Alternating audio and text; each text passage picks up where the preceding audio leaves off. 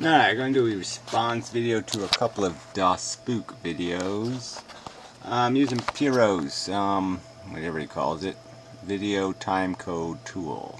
Yeah, he's not very good at naming things. I like the software just because it looks like something I would do. As someone put it, it looks like ass. Yes, that's my favorite kind of software. As long as it doesn't work like ass. But anyway, yeah, so the first thing I would do, Piro, is I'd make it so you can change the size of the viewer, you know, either through, you know, like configure it your own way, or you know, just some standard options. But definitely would prefer a larger viewer. Yeah, could come in handy. And you have plenty of space here, obviously. You have all this space here, space to use up. So anyway, we'll hit the button and see what it does. And it should play the video, and we'll see. It should play 10 seconds of it. I did a lot of 10-second stuff, so I'll explain what the rest of the missing parts are. There, I clicked on it. I'm rendering a video, so it might not be his tool that's this lame. Removing logical or reasonable human sentience, and since logic and reason and rationality are all things that apparently only humans do, there it goes. Stopped at 24. It says 20. Weird.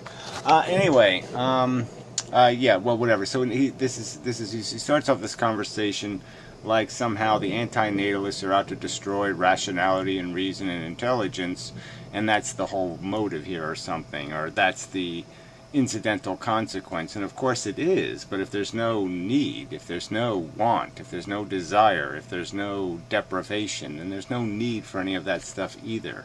That stuff only has function in the sense that it serves need. And I point that in a video I did it earlier, but the video's rendering now, so this might get posted before that. So we'll play the second clip.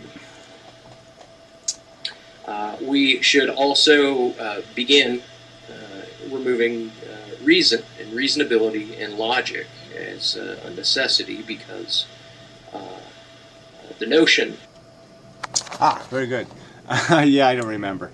But the same argument. He just keeps making this argument like we're somehow trying to dispose of reason and logic and all that stuff. And again, the argument is if you don't have needful animals, if you don't have animals in distress, if you don't have rats in a maze struggling to get to their cheese, then you don't have to have intelligence to figure out an efficient way to give them their cheese so they don't get all cut up and banged up and they don't fight with each other.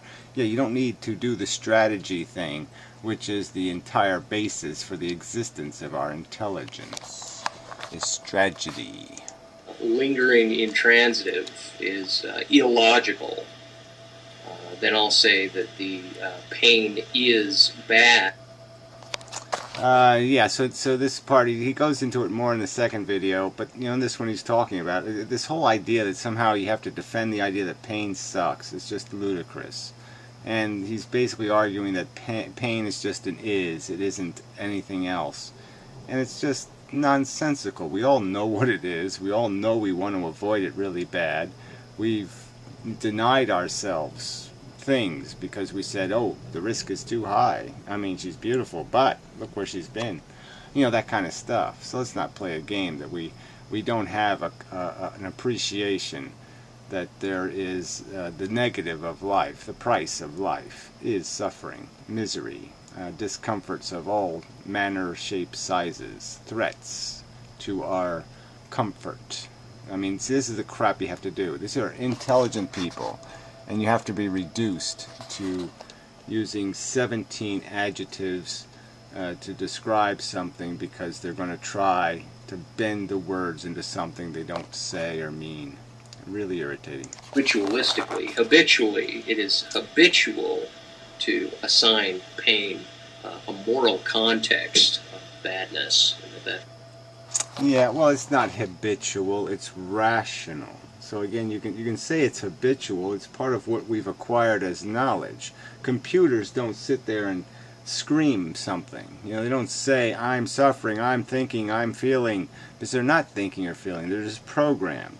We are two machines. One of them creates this illusion of sensation and feeling and unsettledness, attraction and repulsion, and the other one does the computer thing, the logic thing, of figuring out the best way for us to navigate the world so we maximize our comfort and minimize our expenditure of the currency of suffering. So again, I'm playing these little buttons here, so it's working so far. Good job, Piero. I believe monism is a more appropriate philosophy to take. I would want to put that forth and say that the Venetarian argument is simply not compatible. And it's not compatible because... yeah, this is the second video. I don't know why I got on the second one first, but whatever, it doesn't really matter, right? You don't really care. But anyway, yeah, monism. What's the point of this? So now he's going to basically argue again that pain is just an is. We can't qualify it as a negative, and it's so fundamental to everything we describe as harm, everything that makes something bad. And so there's no way you can do that and still understand what a Holocaust is or understand anything. There would be no you couldn't even make an argument saying it would be wrong to enslave 90% of the population to give extraordinary comfort to 10%, because you've broken the basic fundamental value equation, that there is a quality to life and it's important, and the quality is made out of this quotient of discomfort, misery, suffering, psychological pain. And by ascribing deprivation to a non-existing thing, so he's already using an intransitive and cloaking it with imagination, hence making it a lingual or imaginary transitive. So it's an abuse. Yeah, well, this is just nonsense. So by this logic, you could, arranged marriages never took place by this logic, because people didn't say things like, okay, yeah, my firstborn child will marry your first daughter, blah, blah, whatever the thing would be. By this logic, we could sell or trade our sons and daughters into slavery because they don't exist, they're not going to be slaves. I mean, it's just nonsense. Of course, we know there's going to be a future. We know when we roll the dice that yes, the end result doesn't exist when we roll the dice. Okay, you haven't won or you haven't lost, but you know when you go to Las Vegas you're going to win or you're going to lose. You're going to roll the dice and a number's going to come up, and there's going to be an implication to that number coming up. So the implication is an inevitability, and it's just nonsense to sit there and say because it doesn't exist before you rolled the dice you weren't gambling. Of course you were gambling. I mean, it's like Russian roulette. You're playing Russian roulette. The bullet hasn't penetrated a brain yet. It hasn't killed anybody yet. No crime has taken place, but you know the bullet's going to come out of the gun, and you know one of the two players is going to be dead. I mean, it's just a fact. Come on. This is just a word game. A stupid, time-wasting word game. Yeah, so the idea of consumption, reproduction, cannibalism, and addiction, we can remove reproduction because unless we're just referring to the mitosis and the reproduction of the cell. Yeah, I don't even know if this is worth dignifying. I mean, we're back to some kind of dopey pyro argument here.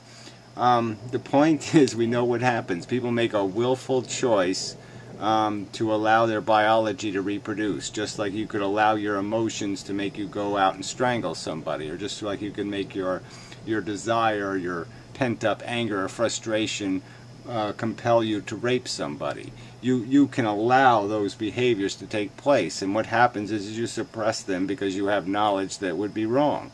Or you have knowledge of a negative implication, or that you don't want to be arrested. I mean, let's get real. There's lots of crimes people have not committed merely because they knew they would get arrested and put in jail, and they didn't want to get arrested and put in jail. So let's again not play a game as if we don't have control over the end result of the product.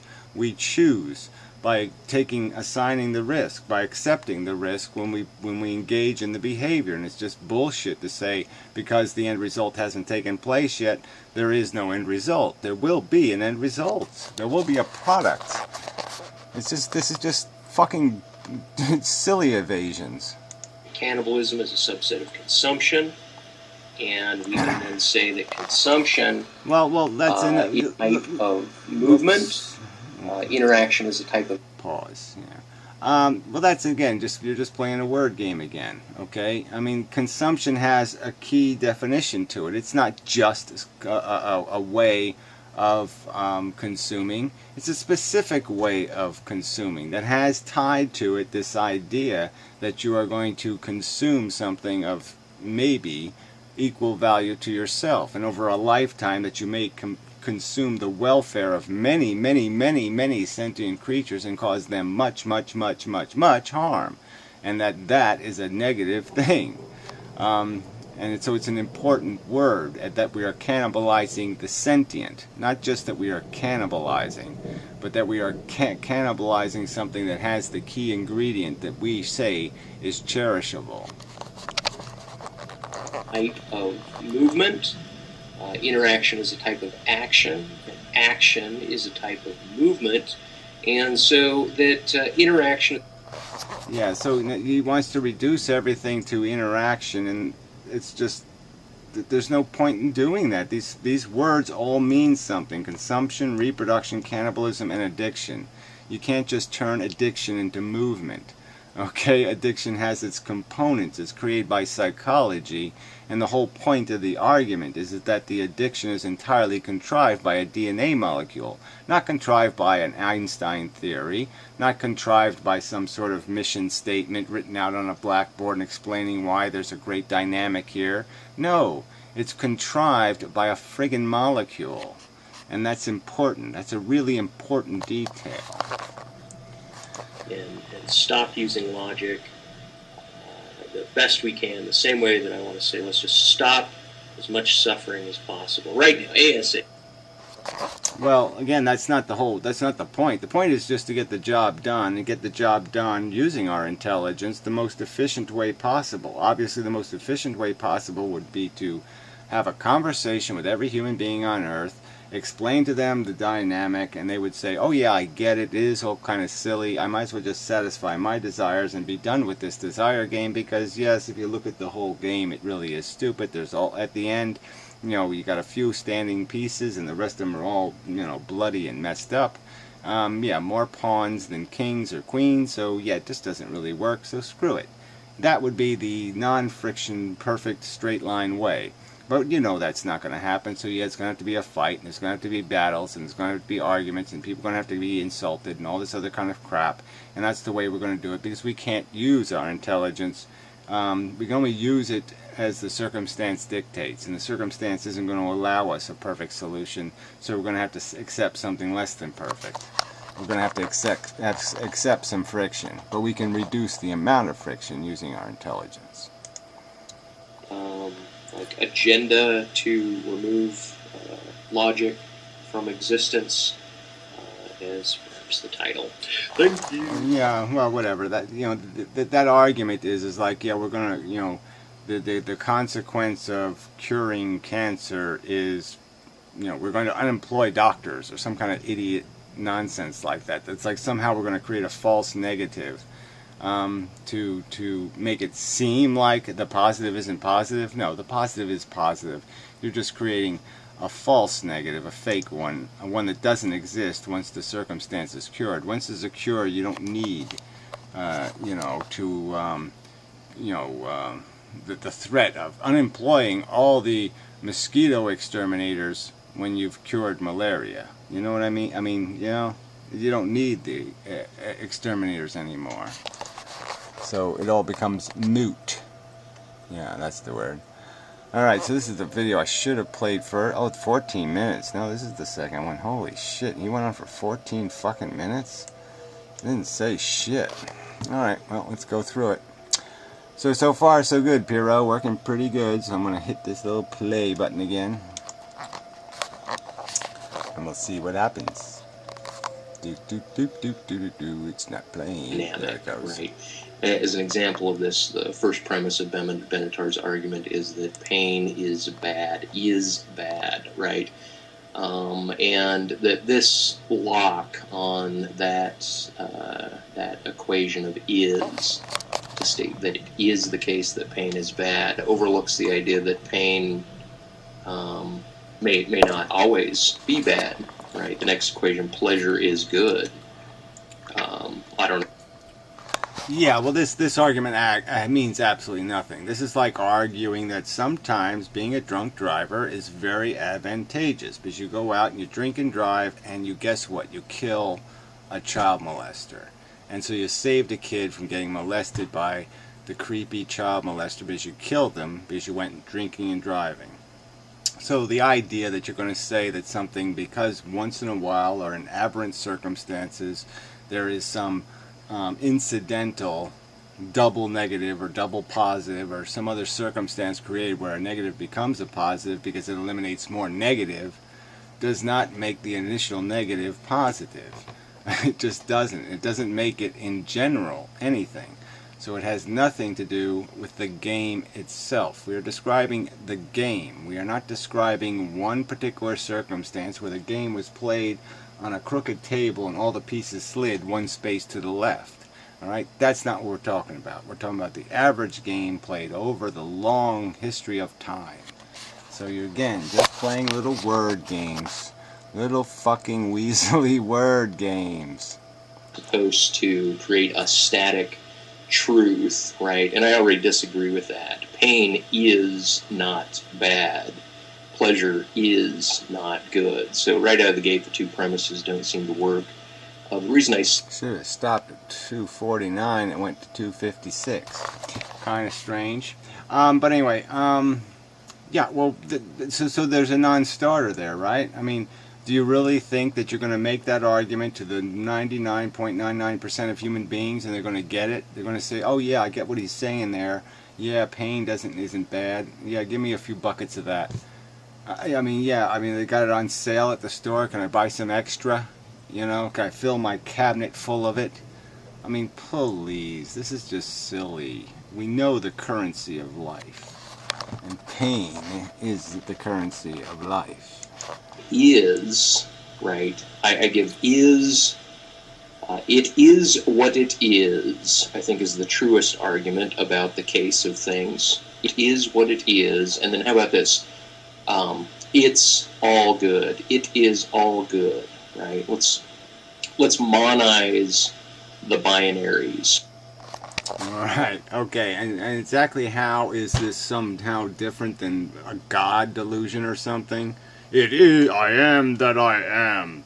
I'm God, I don't have to explain my existence, I just am that I am, fuckers. I mean, this is just bullshit. You can't just sit there and say pain is what it is, period. We're not gonna qualify it any further than that. We're not gonna explain its function in 4 billion years of evolution.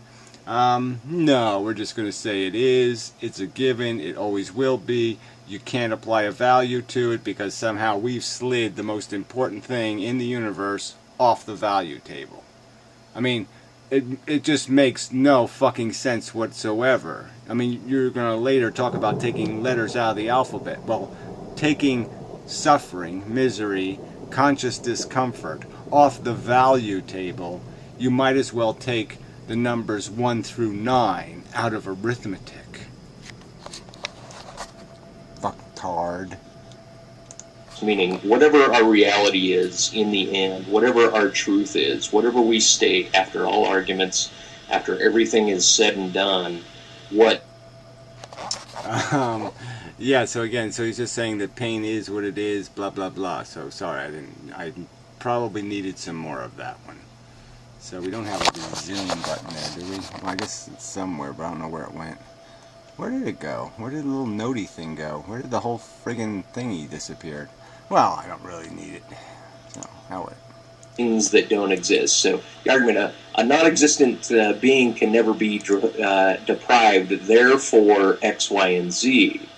But a non-existent being can never not be deprived either. You can't even deprive non-existence from a non-existent being because you can't even...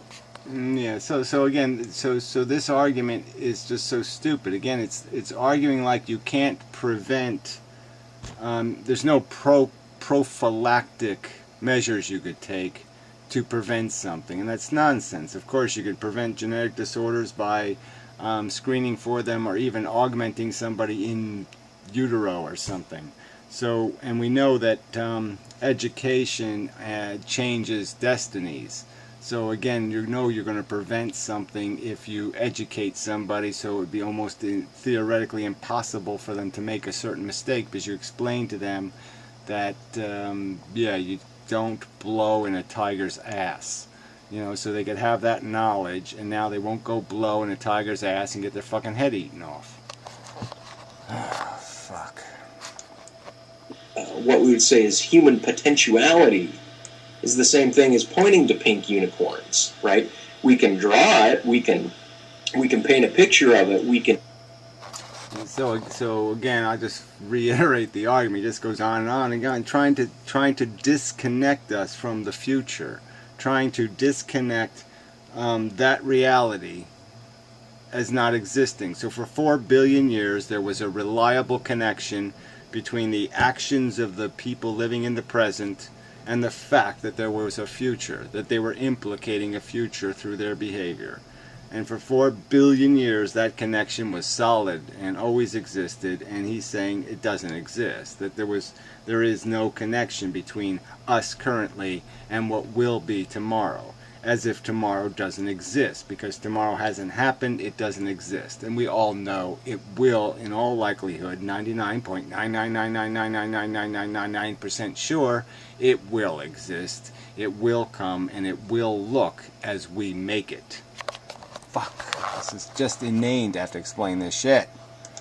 Right? And so to point to this non-existent thing and to say it cannot be deprived, well, it cannot also be not deprived. So right out of the gate, pain is not... Yeah, well, whatever. You're not going to sell, I don't think, anybody on the idea that pain isn't a thing. It isn't a something, because everybody knows it's pretty fucking something. So that, you know, it's just, you got a non-starter there. And this idea that people are going to be incapable of understanding that there's a clear connection between our actions and the future's welfare is, again, undeniable. So you can't just disconnect from the fact that there is a right now I could make phone calls, and I could purchase myself 1,000 rats, and I could plan and have it all set up to slowly and methodically murder them tomorrow. Their welfare exists. It's there. Tomorrow's welfare is right here now being decided. So it's just bullshit to say that they would not be better off if I don't make the phone call. Of course they're going to be better off. Jesus Christ. Right. Just on the very surface of it is something that we've learned to do, right? It's part of like an absenting of the idea of deprivation is a notion of taking away. Yeah, exactly.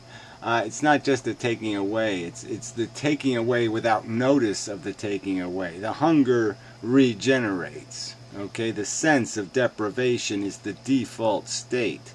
The body tends to go there. It tends to drive us, and that's the motivator of all our movement. All this interaction you speak of is driven by creating a state of deprivation. We do not interact, we do not motivate, we do not move or interact, do any of this shit unless we are driven by something that puts the seed of discomfort in us, the seed of I'm not settled until this is settled. Damn it. Non-existent, non-referent potentiality that we want to assign a signified to, even though it's an abusive and intransitive, right? Because there is no thing, there is no, unless you're religious and you believe in a pre-existing... Yeah, so now he's going to call it religious to think that 10 years from now people will exist and they'll have a welfare that we should be conscious of. So we shouldn't use up all the fuel and eat up all the food and destroy the planet because, yeah, they're going to have to live in it. So, I mean, like I said, by this logic, nobody would clean up their garbage. Everybody would just, burn their house down when they're done living in it. I mean, this is just idiotic. We know the world goes on. There will be a tomorrow, and people will have to live in tomorrow. So this is not complicated. And he's just playing word games and using some nonsense. Intransigent. Well, fuck that shit. It's not a ghost, idiot. It's going to be a reality. And going to be a reality is just as good as is a reality. Alright? It's the stuff that was a reality that's sort of irrelevant. Gone. Right? That very statement. You can only reference what is. Language allows us to reference what is not. Yeah, whatever. So you're just arguing the future isn't. And every bit of evidence we have says the future is. The future will be. It is. So it's just bullshit to say the future will not be. That's where the default, or that's what the preponderance of the evidence indicates, is the future will not exist. No, the preponderance of the evidence indicates the future will exist, so we might as well consider it as a real thing, and there's no logical reason not to. It's just as important as the present, logically. Just think of the phrase, you cannot deprive a non-existent thing, right? You can also not deprive a non-existent thing. You can only deprive or... Yeah, so again, you're just playing a game with words, right? So to use a double negative and say you cannot not deprive says absolutely nothing, because you've already eliminated its existence. So you can't double eliminate it. So your double negative doesn't mean anything. The fact is, if there is no deprivation, there is no harm. That is how you define harm, is creating substantial deprivation of comfort, denial of comfort. And the more denial, the greater the denial of comfort, the greater the significance of the negative. And so quite obviously you can't be deprived if there's no way for something to take from you. I mean, come on, this isn't that complicated. Is. Now, call me a hippie, call me the dude, right? But it's all good. Meaning, even if it's bad, it's all good. You mind if I call you the poo instead? I mean, come on. It's all good. So that's what you throw in the face of this world. That's what you throw in the face of being, chomped to pieces by an alligator until you drowned or something like that. I mean, yeah, that's the best you can do. It's all good. And that's going to be persuasive to who? I mean, yeah, I'm sure you can find a little clan of loonies who wouldn't mind going to the zoo and playing with the crocodiles and seeing if they can drag them into the water and chomp them to pieces while they drown. So, go for it, fucker. Yeah, I'll pay for your ticket. Pain is good. Pleasure is good, right? Suffering is... right? It is what it is, right? So if it's not good, then let's just make it an intransitive. Yeah, let's just pretend it doesn't exist, and that's all you're saying. Let's just try to some way or another eliminate the fact that there's a real price paid for this bullshit we're calling life, and it's not a trivial price. Although you want to make it one. So, that's, in my opinion, it's just disgusting. It's revolting. So good luck selling that. And like I said, I'll watch your comment section. We'll see how many lovely, charming people buy into your argument that suffering is nothing to worry about. Because I think you're fucking insane, plainly. So anyway, enough said. Yeah, nothing much you can do with this crap. I say wacko. That's all I say. Wacko. Wacko the clown. I think some little clowny face on there. Wacko the clown. Yes. Alright, enough of the video. Alright, till next time and such. So, Piro, it worked pretty good. Yep. Know what I kind of would like is to be able to do multiple videos in here. To have this list and reference different videos. So you could play different videos, clips from different videos, and you just hit one button and they all play in a row. Yeah, that would be good too. If you're watching. I'll do a better feedback video after I've used it a few times. But yeah, so far so good. I didn't do any notes. I could have written notes here, but it's really not my style. Yeah. Sorry, till next time.